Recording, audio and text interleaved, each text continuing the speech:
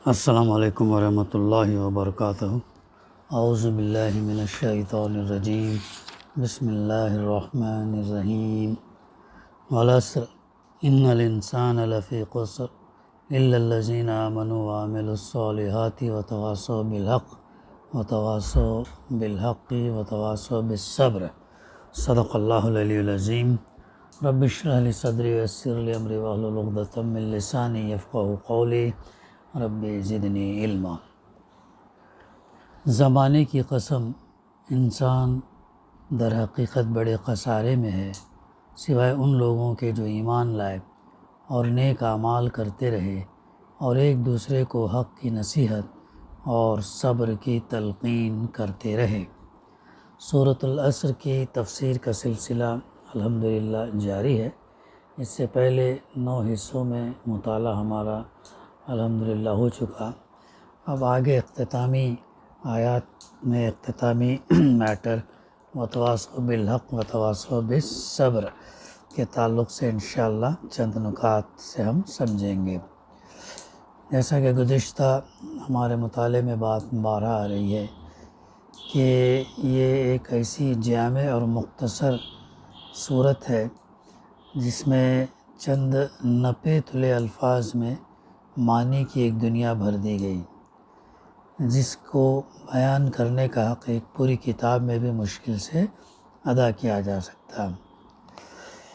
اس میں بالکل 2 ٹوک طریقے سے بتا دیا گیا کہ انسان کی فلاح، حقیقی فلاح، دنیاوی اخروی دونوں کامیابی کا راستہ کون سا ہے اور اس کی تباہی اور بربادی کا راستہ کون سا ہے۔ امام شافعی نے بہت صحیح کہا کہ اگر لوگ اس صورت پر غور کریں تو یہی ان کی ہدایت کے لیے کافی ہے۔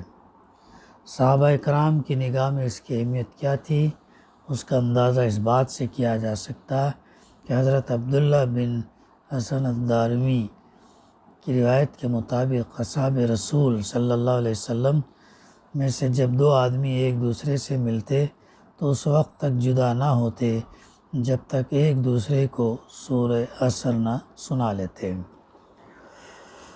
تو اس کی تفصیلات پہلی اور دوسری آیت کی اور تیسری آیت کی بھی آمنو اور عامل الصالحات کی تفسیر بھی ہم مطالعہ کر چکے ہیں، اور وتواصوا بالحق کے ضمن میں بھی چند نکات ہمارے سامنے آ چکے ہیں۔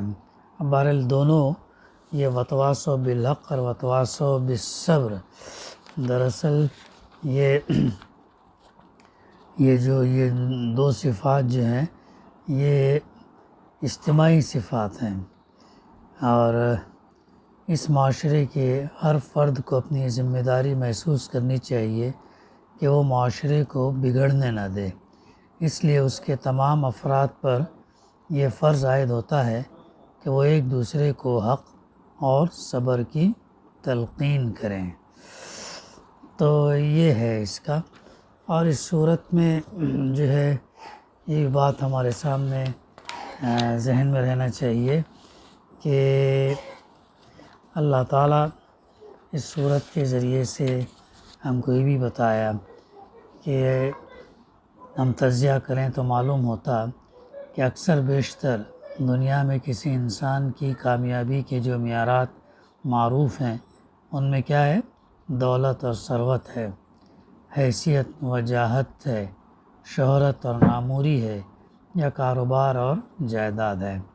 ان چیزوں سے بالعموم کسی انسان کی کامیابی یا ناکامی کو ناپا جاتا ہے، لیکن اس سورہ مبارکہ میں اس کے بالکل برعکس تصور سامنے آتا کہ انسان کی کامیابی نہ دولت اور ثروت سے ہے، نہ شہرت اور ناموری سے ہے، نہ حیثیت اور وجاہت سے ہے، یا نہ دنیاوی اقتدار غلبے سے، بلکہ انسان کی کامیابی کے 4 جو لوازم ہیں، ایمان، عمل صالح، تواصوا بالحق اور تواصوا بالصبر۔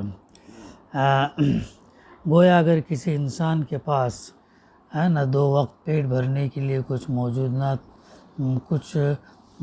نہ ہو، نہ تن ڈھانپنے کے لیے مناسب لباس ہو، اور نہ سر چھپانے کے لیے کوئی چھت اسے حاصل ہو، لیکن ایمان کی دولت، عمل صالح کی پونجی اور تواصو بالحق اور تواصو بالصبر سے اس کا دامن بھرا ہوا ہو، تو انسان عذر قرآن اور عذر سورۃ العصر ایک کامیاب انسان قرار پائے گا۔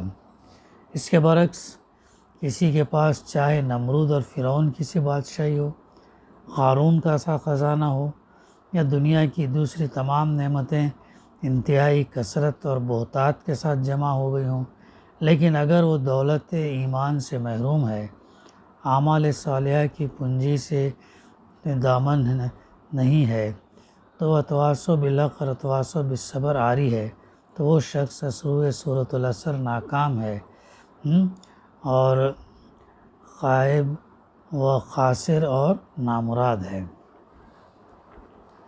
پھر دوسری بات اس میں اور یہ اہم ہے کہ اس صورت میں انسان کی کامیابی کے اعلیٰ مراتب کا ذکر نہیں ہے، بلکہ یہاں محض ادنا درجے میں، منیمم کنڈیشنز میں کامیابی کا بیان ہے۔ اس میں محض خسارے اور گھاٹے سے بچ جانے کی شرائط کو بیان کیا گیا ہے۔ معلوم ہوا کہ یہ کم از کم لوازم نجات ہیں، یا یوں کہہ لیجئے کہ انسان کی کامیابی کی کم سے کم شرائط ہیں جن سے کم تر پر نجات کا کوئی تصور نہیں، منیمم کنڈیشن ہے۔ ایمان، عمل صالح، وتواصوا بالحق وتواصوا بالصبر۔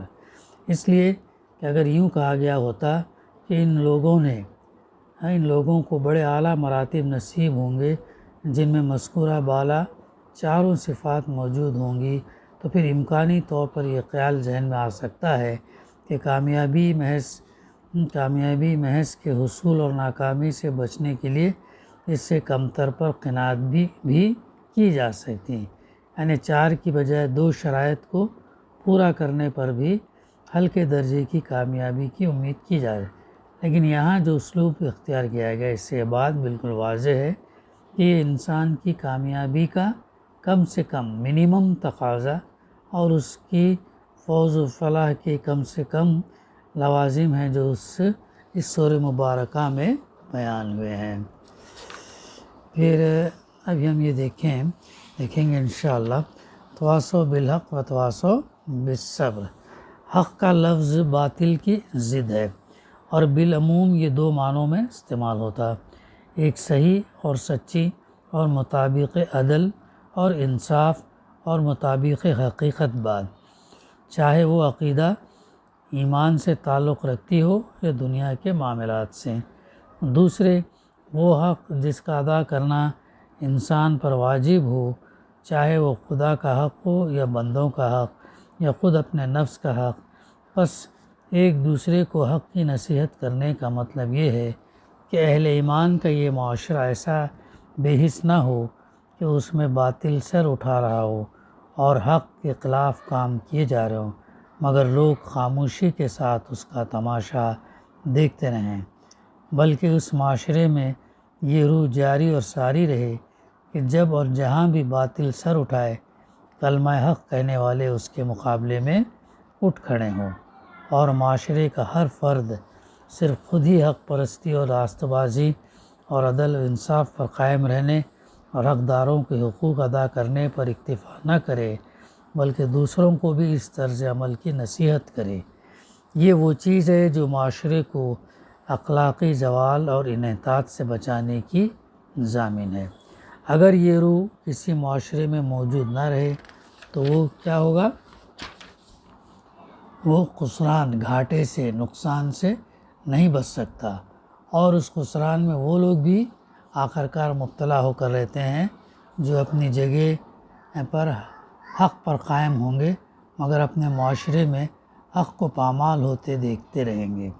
یہی بات ہے جو سورہ مائدہ میں فرمائی گئی کہ بنی اسرائیل پر حضرت داؤد علیہ السلام اور حضرت عیسیٰ علیہ السلام ابن مریم کی زبان سے لعنت کی گئی، اور اس لعنت کی وجہ یہ تھی کہ ان کے معاشرے میں گناہوں اور زیادتیوں کا ارتکاب عام ہو رہا تھا، اور لوگوں نے ایک دوسرے کو برے افعال سے روکنا چھوڑ دیا تھا۔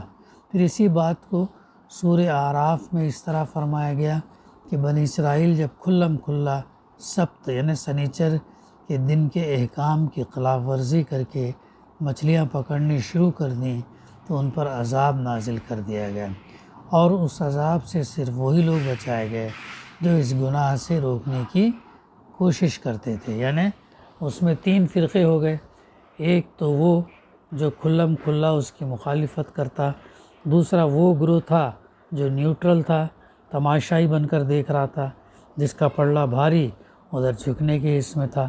آج بھی ایسا جو ہے ماحول پایا جاتا ہے۔ سماج کے معاشرے کے اگر اچھے لوگ، صالح لوگ، نیک لوگ اگر برائیوں کو روکنے کو جب نہیں نکلتے ہیں تو جو سماج کے اندر جو برے لوگ ہوتے ہیں پھر ان کا زور جو ہے چلتا ہے۔ اچھے لوگ خاموش رہنے سے برے لوگوں کا زور جو ہے یہ ہوتا ہے۔ تو اس معاشرے کے اندر بھی ایسا ہی ہوا۔ تو دوسرا گروہ جو ہے کیا کرنے لگا، نیوٹرل تھا، اسپیکٹیٹر، تماشائی بن کر دیکھتا رہا۔ تیسرا گروہ وہ تھا، قلیل تھا، کم تھا، لیکن اس برائی کو روکنے پر ان کو کہتے تھے، برائی کو روکنے کے لیے وہ کہتے تھے، لیکن بات ان کی نہیں مانی جاتی۔ تو آخرکار عذاب کیا ہوا، عذاب پہلے 2 گروہوں کے اوپر آ گیا، جو مخالفت کرتے تھے اور جو لوگ نیوٹرل تھے، تماشائی بن کر دیکھتے تھے۔ تو دونوں کو اللہ سبحانہ وتعالیٰ نے کیا کر دیا، بندر بنا دیا۔ اور تیسرا گروہ جو روکنے کی کوشش کرتا تھا، اللہ تعالیٰ نے اس کو بچا لیا۔ یہ ہے سورہ سبت کے اندر مطلب اسی سبت کے واقعے، سورہ نہیں بلکہ سبت کے واقعے کا تذکرہ ہم کو ملتا ہے۔ ایسی ایک اور حدیث میں جس کا مفہوم یہ کہ اللہ کے رسول صلی اللہ علیہ وسلم نے جو ہے بنی اسرائیل کا ہی واقعہ ایک شخص کا تذکرہ کیا جو کیا ہے، وہ بہت عبادت کرتا تھا، اللہ سبحانہ وتعالیٰ کی بہت عبادت کرتا تھا۔ تو اللہ تعالیٰ نے حکم دیا کہ بس بستی کو الٹو۔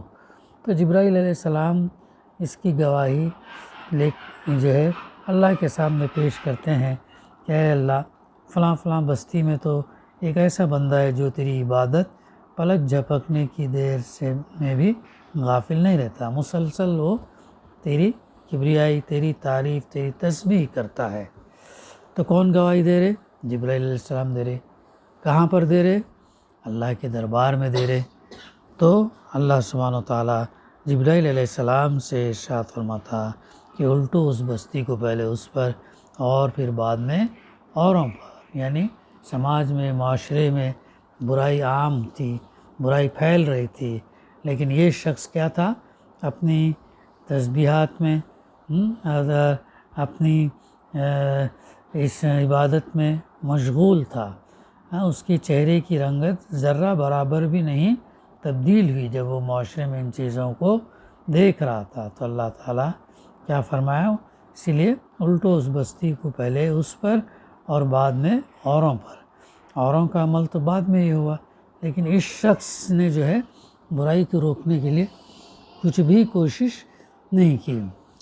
اور اسی بات کو سورہ انفال میں یوں بیان کیا گیا کہ بچو اس فتنے سے جس کی شامت مخصوص طور پر صرف انہی لوگوں تک محدود نہ رہے گی جنہوں نے تم میں سے گناہ کیا ہو۔ آیت نمبر 25۔ اسی لیے امر بالمعروف اور نہی عن المنکر کو امت مسلمہ کا فریضہ قرار دیا گیا۔ سورہ آل عمران آیت نمبر 104۔ اور اس امت کو بہترین امت کہا گیا جو یہ فریضہ انجام دے۔ اب آگے حق کی نصیحت کے ساتھ دوسری چیز جو اہل ایمان اور ان کے معاشرے کو خسارے سے بچانے کے لیے شرط لازم قرار دی گئی، وہ یہ ہے کہ اس معاشرے کے افراد ایک دوسرے کو صبر کی تلقین کرتے رہیں۔ جو مصائب، جو تکلیفات، جو مشکلات ہیں تو ایک دوسرے کو صبر کی تلقین کرتے رہیں۔ یعنی حق کی پیروی اور اس کی حمایت میں جو مشکلات پیش آتی ہیں اور اسراء میں جن تکالیف سے، جن مشقتوں سے، جن مصائب سے اور جن نقصانات اور محرومیوں سے انسان کو سابقہ پیش آتا ہے، ان کے مقابلے میں وہ ایک دوسرے کو ثابت قدم رہنے کی تلقین کرتے رہیں۔ ان کا ہر فرد دوسرے کی ہمت باندھتا رہے کہ وہ ان حالات کو صبر کے ساتھ برداشت کریں۔ پھر ایمان اور عمل صالح اور وتواصوا بالحق اور وتواصوا بالصبر، تو یہ چاروں کا جو ہے ربط بھی ہے، ان چاروں کا دو جوڑوں میں جو اس کو یہ کیا تقسیم کیا، ان دو جوڑوں کے مابین جو رشتہ اور تعلق ہے، اسے بھی اگر ہم سمجھ لیں تو بات پوری ہو جائے گی۔ یہ فطرت کا عام اصول ہے کہ کوئی شے نہ ماحول سے متاثر ہوئے بغیر رہ سکتی، نہ اسے متاثر کیے بغیر۔ برف میں جو خنکی ہے وہ اپنے ماحول میں لازماً سرایت کرے گی، اور آگ کی حرارت اپنے ماحول کو لازماً گرم کر دے گی۔ یہی معاملہ اخلاقیات کے میدان میں ہے۔ اگر کسی انسان میں عمل صالح حقیقتاً پیدا ہو جائے تو وہ لازماً ماحول میں اثر و نفوذ کرے گا، اور اس سے نیکی اور بھلائی لازماً پھیلے گی۔ گویا عمل صالح کا فطری نتیجہ تو تواصی بالحق ہے۔ انسانی اخلاقیات میں یہ اصول اور بھی شدت کے ساتھ کار فرما ہوتا ہے۔ اگر اجتماعی ماحول خراب ہے تو اس کی خرابی لازماً افراد کی زندگیوں میں سرایت کرے گی، اور اس سے بچنے کی ایک ہی راہ ممکن ہے کہ ماحول کو تبدیل کر دیا جائے، یا کم از کم اس کو تبدیل کرنے کی جدوجہد مسلسل جاری رکھی جائے۔ اس طرح اگر ماحول نہ بھی تبدیل ہو تو کم از کم وہ فرد جاریت بہترین دفاع ہے، یعنی offence is the best defence کے اصول پر عمل پیرا ہو کر اپنا دفاع ضرور کرے گا۔ اسی لیے اللہ کے رسول صلی اللہ علیہ وسلم نے فرمایا، جس کی ترجمانی یوں ہے، تم میں سے جو کوئی کسی برائی کو دیکھے تو اس کا فرض ہے کہ اسے بزور بازو نیکی سے بدل دے، پھر اگر اس کی قوت نہ رکھتا ہو تو زبان سے ضرور منع کرے، اور اگر اس کی بھی طاقت نہ رکھتا ہو تو کم از کم دل سے ضرور مدافعت کرے، یعنی دل میں ضرور برا جانے اور اس کو نہ روک سکنے پر متصف ہو، اور یہ ایمان کا سب سے کمزور ترین درجہ ہے۔ پھر تواصی بالحق انسان کی شرافت کا بھی لازمی تقاضا ہے، اس لیے کہ جو حق کسی انسان پر منکشف ہوا ہے اور جسے خود اس نے اختیار کیا ہے، اس کی انسان دوستی کا لازمی تقاضا ہے کہ اسے دوسروں کے سامنے بھی پیش کرے، تاکہ زیادہ سے زیادہ انسان اس سے نفع اندوز ہوں اور اس کی برکتوں سے متمتع ہو سکے۔ اسی لیے اللہ کے رسول صلی اللہ علیہ وسلم نے فرمایا، لا یؤمن احدکم حتی یحب لأخیہ ما یحب لنفسہ، یعنی تم میں سے کوئی شخص مومن نہیں قرار پا سکتا جب تک وہ اپنے بھائی کے لیے وہی کچھ پسند نہ کرے جو اپنے لیے پسند کرتا ہے۔ اور آخری درجے میں انسان کی غیرت اور حمیت کا تقاضا بھی ہے کہ جس حق کو اس نے خود قبول کیا ہے اس کا پرچار کرے، اس کا مبلغ اور علم بردار بنے، اور اس کا بول بالا کرنے کے لیے تن من دھن سے جدوجہد کرے۔ تو یہ وہ چند نکات تھے سورۃ العصر کی ضمن میں۔ اسی کے ساتھ جو ہے سورۃ العصر کی تفسیر کا سلسلہ ختم ہوا چاہتا ہے۔ انشاءاللہ آئندہ ہم کسی اور سورت کا جو ہے مطالعہ کریں گے۔ دعا ہے کہ اللہ سبحانہ و تعالیٰ جو ہے کہنے سننے سے زیادہ ہم سب کو عمل کرنے کی توفیق عطا کرے۔ ربنا تقبل منا انک انت السمیع العلیم وتب علینا انک انت التواب الرحیم۔ صلی اللہ تعالیٰ علی خیر خلقہ وعلی آلہ وصحبہ اجمعین۔ الحمد للہ رب العالمین۔